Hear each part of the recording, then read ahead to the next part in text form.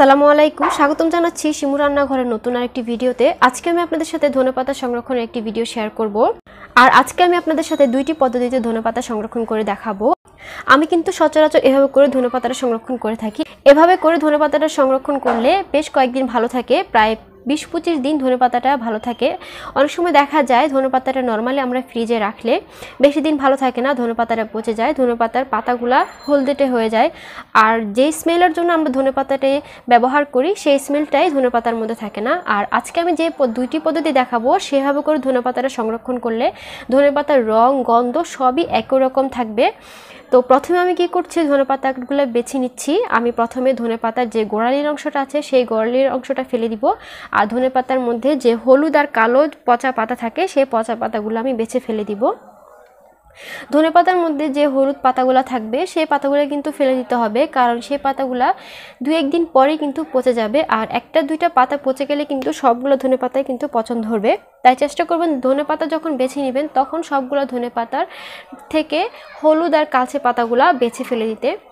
আমি কয়েকটা ধনেপাতা একসাথে মুঠোর মধ্যে নিয়ে গোড়ালিগুলা ফেলে দিচ্ছি। আপনারা চাইলে একটা একটা করে বেছে নিতে পারেন, সেক্ষেত্রে কিন্তু ধনেপাতা অনেক সময় লাগবে বাঁচতে। আর এখানে আমি প্রায় আধা কেজির থেকেও বেশি ধনেপাতা নিয়েছি। আর আমার ধনেপাতাগুলো কিন্তু গোছানো আছে, তাই আমার বেছে নিতে সুবিধা হচ্ছে। তারপরেও আমি বেছে নেওয়ার পর আরও একটু দেখে নিব যেন ধনেপাতার মধ্যে কোনো রকম হলুদ আর কালচে পাতা না থাকে। আমি বেছে নেওয়ার পর আবারও একটু ধনেপাতাগুলোকে বেছে নিব। আর আমি সবগুলো ধনেপাতা এভাবে করে গোড়ালি খুব ভালোভাবে বেছে বেছে ফেলে দিচ্ছি। আর ধনেপাতার মধ্যে কিন্তু অনেক সময় ঘাস থাকে, সেই ঘাসগুলোও কিন্তু ফেলে দিতে হবে। আর ধনেপাতাটা যখন সংরক্ষণ করবেন তখন বেছে নেওয়ার পর কিন্তু কোনোভাবেই ধোয়া যাবে না, ধুইলে কিন্তু ধনেপাতাগুলো পচে যাবে। আমি কিন্তু সবগুলো ধনেপাতা খুব সুন্দরভাবে বেছে নিয়েছি। এরপর আবারও একটু বেছে নিব যে ধনেপাতার মধ্যে যে কয়েকটা পাতা ছিল হলুদ, সেই পাতাগুলো আমি ফেলে দিব। আমি একটু উল্টে পাল্টে বেছে নিচ্ছি যে ধনেপাতার মধ্যে অবশিষ্ট আর কোনো হলুদ পাতা আছে কিনা। আমি খুব ভালোভাবে ধনেপাতাগুলোকে আবারও একটু বেছে নিচ্ছি। এই যে দেখুন যে এরকম কালো যে পাতাগুলো থাকে সেই পাতাগুলোর কারণে কিন্তু অনেক সময় ধনেপাতা পচে যায়। তাই আমি এই পাতাগুলোকে খুব ভালোভাবে বেছে ফেলে দিব। এই হলুদ টাইপের পাতাগুলোও কিন্তু ফেলে দিতে হবে, কারণ 2-1 দিন ফ্রিজে থাকলেই কিন্তু এই পাতাগুলো এরকম কালচে হয়ে যাবে। তাই হলুদ পাতাগুলোও কিন্তু ফেলে দিতে হবে। আর এভাবে করে বেছে নেওয়ার পর কিন্তু ধনেপাতাগুলো ধোয়া যাবে না, ধুলে কিন্তু ধনেপাতাগুলো খুব সহজেই পচে যাবে। আর ধনেপাতার মধ্যে যদি কোনোভাবে পানি থাকে সেই পানিগুলো কিন্তু শুকিয়ে নিতে হবে। এবার আমি আপনাদের প্রথম পদ্ধতিতে ধনেপাতাটা সংরক্ষণ করে দেখাবো। তো প্রথম পদ্ধতিতে আমি একটা বক্স নিয়ে নিয়েছি, বড় টাইপের একটা বক্স নিতে হবে। আর এই বক্সটা যেন একদম শুকনা হয়, কোনো রকম পানি থাকা যাবে না। এরপর বক্সের ভিতর আমি এরকম মোটা কাগজ বিছিয়ে দিব। আপনারা চাইলে কিন্তু কিচেন যে টাওয়ালগুলো থাকে অথবা কিচেন টিস্যু সেগুলো ডাবল করে বিছিয়ে দিতে পারেন। তো আমি প্রথমে ডাবল করে খাতার কাগজগুলো এর মধ্যে বিছিয়ে দিচ্ছি যেন বক্সের সাইড আর নিচের অংশটাও কাগজ দিয়ে ঢেকে যায়। তো যখন আমার ঢাকা হয়ে যাবে তখন আমি ধনেপাতাগুলোকে গুছিয়ে রেখে দিব। তবে বেশি গাদাগাদি করে রাখা যাবে না, বেশি গাদাগাদি করে রাখলে কিন্তু ধনেপাতাগুলা বেশি চাপের মধ্যে থাকবে, আর চাপের মধ্যে থাকলে ধনেপাতাগুলা নষ্ট হয়ে যাবে। তাই বেশি চাপাচাপি না করে হালকাভাবে ধনেপাতাগুলোকে রাখতে হবে। তো এই বক্সে যতটুকু ধনেপাতা ধরেছে আমি ততটুকু ধনেপাতা এর মধ্যে রেখে তার উপরে একটা কাগজ বিছিয়ে দিব, যেন বক্সের ঢাকনার উপরে পানি জমে থাকলে সে পানিটা যেন ধনেপাতার মধ্যে না পড়ে, কাগজের মধ্যে পড়ে কাগজে টেনে যায়। তো আমি ধনেপাতার উপরে কাগজটাকে খুব ভালোভাবে দিয়ে দিয়েছি যেন ধনেপাতার গায়ে সরাসরি পানিটা না লাগে। খুব ভালোভাবে কিন্তু উপর দিয়ে এভাবে করে কাগজটা দিয়ে দিতে হবে যেন ধনেপাতার এরকম পাতাগুলা বেরিয়ে না আসে।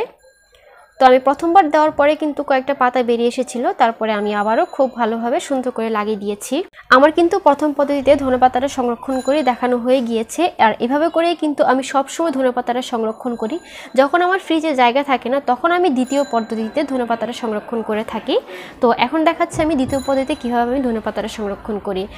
আর তার জন্য এখানে আমি নিয়ে নিচ্ছি একটা শপিং ব্যাগ, যেগুলো কাপড়ের শপিং ব্যাগ বলে থাকে। এখানে আমি একটা কাপড়ের শপিং ব্যাগ নিয়ে নিয়েছি। আর এই শপিং ব্যাগের ভিতরে করে আজকে আমি ধনেপাতাটা সংরক্ষণ করব। তো প্রথমে আমি ধনেপাতাগুলোকে এর মধ্যে ঢুকিয়ে দিব। আর এর ভিতরে কিন্তু অনেকগুলো ধনেপাতা সংরক্ষণ করা যায়। তো এবার আমি এই শপিং ব্যাগের ভিতরে ধনেপাতাগুলোকে ঢুকিয়ে নিব। আমি যে কয়টা ধনেপাতা বাকি ছিল সেই কয়টা ধনেপাতা আমি এই শপিং ব্যাগের ভিতরে ঢুকিয়ে নিব। আর আশেপাশে যদি পড়ে যায় সেগুলো কিন্তু ঢুকিয়ে নিতে হবে, একটা ধনেপাতাও কিন্তু ফেলা যাবে না। তো আমি সবগুলো ধনেপাতা এর মধ্যে ঢুকিয়ে নিচ্ছি। আমার সবগুলো ধনেপাতা এই শপিং ব্যাগের ভিতরে ঢুকিয়ে নেওয়া হয়ে গিয়েছে। এবার আমি এই শপিং ব্যাগটাকে একটা পলি ব্যাগের ভিতরে ঢুকিয়ে নিব, যেন ফ্রিজে রাখার পর ধনেপাতাগুলো চিপসে না যায়। তো আমার দ্বিতীয় পদ্ধতিতে ধনেপাতাটা সংরক্ষণ করে নেওয়া হয়ে গিয়েছে। এবার আমি ফ্রিজে রেখে দিব। এবার আমি আমার ধনেপাতার বক্স আর পলি ব্যাগটা ফ্রিজে রেখে দিব।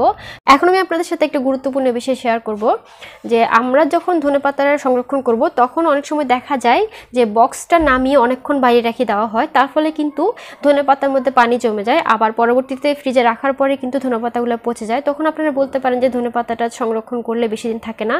এর একটি কারণ হচ্ছে ধনেপাতাটা আমরা যখন নামিয়ে অনেকক্ষণ বাইরে রাখবো তার ফলে কিন্তু এর ভিতরে পানি জমে যায় আর এর ফলে কিন্তু নষ্ট হয়ে যায়। তাই যতটুকু ধনেপাতাটা লাগবে ততটুকু আপনারা নিয়ে সাথে সাথে কিন্তু এই বক্স আর পলি ব্যাগটা সাথে সাথে ফ্রিজে রেখে দিবেন, তাহলে কিন্তু আপনার ধনেপাতাটা অনেক দিন ভালো থাকবে। আশা করছি আজকের এই ধনেপাতা সংরক্ষণের ভিডিওটি আপনাদের অনেক উপকারে আসবে। আর আজকের ভিডিওটি ভালো লাগলে আমার চ্যানেলটি সাবস্ক্রাইব করে সাথে থাকবেন। আজ এখানে বিদায় নিচ্ছি। আল্লাহ হাফেজ।